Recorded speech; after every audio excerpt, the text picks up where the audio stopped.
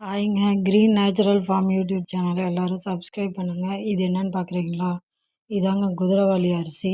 நைட்டே 4 முறை கழுவிட்டு ஊற வச்சிடணும். காலையில் குக்கரில் வச்சு 1/2 டம்ளருக்கு 2 டம்ளர் தண்ணி வச்சு விசில் அடித்து நல்லா வேக வச்சு வச்சுருக்கிறேன்.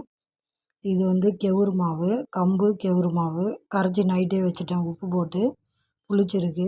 இப்போ கூழ் செய்யலாம் வாங்க. இப்போ வந்து இந்த வேக வச்ச சாதத்தை வானல் சூடு பண்ணிவிட்டேன், வானலில் போடணும்.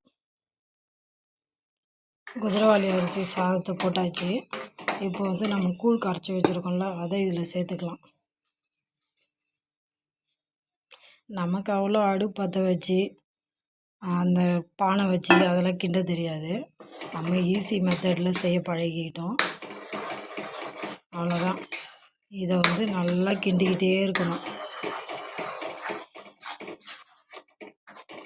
அந்த கெவுரு மாவு வந்து கலர் நல்லா டார்க்காக மாறும்போது ஆஃப் பண்ணிட வேண்டியதுதான்.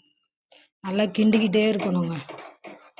இதை எடுத்து வச்சுட்டு ஆறுனதும் நாளைக்கு காலையிலேருந்து சாப்பிட ஆரம்பிச்சிடலாம், இல்லை இன்றைக்கிலேருந்து கூட சாப்பிட்லாம். நல்ல ஒரு ஹெல்த்தியான ஃபுட்டுங்க. நீங்களும் வீட்டில் ட்ரை பண்ணி பாருங்கள்.